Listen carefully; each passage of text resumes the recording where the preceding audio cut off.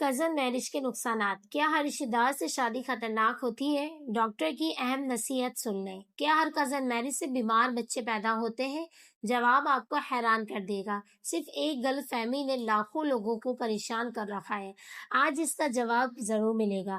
اگر آپ کی شادی کزن سے ہونے والی ہے تو یہ ویڈیو آخر تک ضرور دیکھیں۔ بسم اللہ الرحمن الرحیم۔ السلام علیکم ورحمۃ اللہ وبرکاتہ۔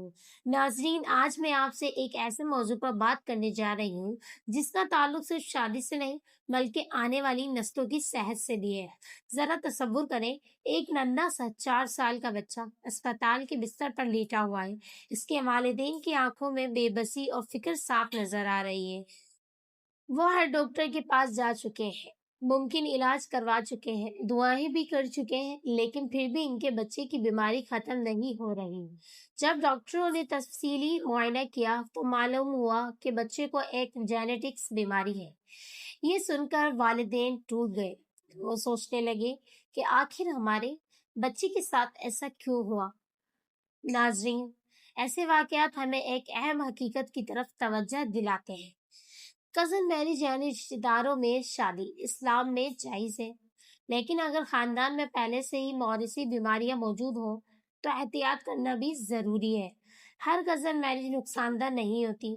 بہت سے خاندان ایسے ہیں جہاں رشتہ داروں میں شادیاں ہوئیں اور تمام بچے بالکل صحت مند ہیں، لیکن اگر خاندان میں بار بار تھیلیسیمیا، پیدائشی دل کے امراض، ذہنی کمزوری، اعصابی بیماریاں یا دیگر جینیاتی بیماریاں پائی جاتی ہو تو پھر ڈاکٹر سے مشورہ کرنا بہت ضروری ہے۔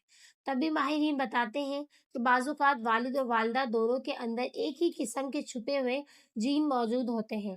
وہ خود تو بالکل صحت مند ہوتے ہیں، لیکن اگر دونوں میں سے وہی جین بچے کو منتقل ہو جائے تو بچہ بیماری کا شکار ہو سکتا ہے۔ اسی لیے شادی سے پہلے جینیٹکس کاؤنسلنگ اور ضروری ٹیسٹ کروانا بہت فائدہ مند ثابت ہو سکتا ہے، خاص طور پر ایسے خاندان میں جہاں پہلے سے موروثی جینیٹکس بیماریاں موجود ہوں۔ پاکستان میں تھیلیسیمیا بھی ایک بہت بڑا مسئلہ ہے۔ اگر دونوں والدین تھیلیسیمیا کے کیریئر ہوں تو ہر حمل میں بچے کے تھیلیسیمیا میجر ہونے کا خطرہ موجود رہتا ہے۔ اسی وجہ سے شادی سے پہلے تھیلیسیمیا اسکریننگ اور ڈاکٹر کا مشورہ لینا ضروری ہے۔ اسلام ہمیں آسانی، حکمت اور احتیاط کی تعلیم دیتا ہے۔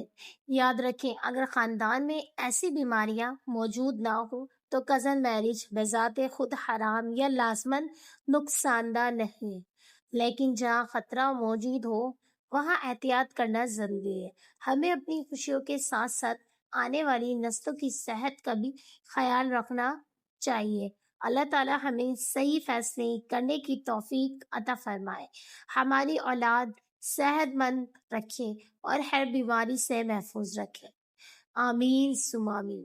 اگر آپ کو یہ معلومات مفید لگی تو ویڈیو کو لائک کریں، اپنے دوستوں کے ساتھ شیئر بھی کریں، چینل کو سبسکرائب کرنا نہ بھولیں۔ اللہ حافظ۔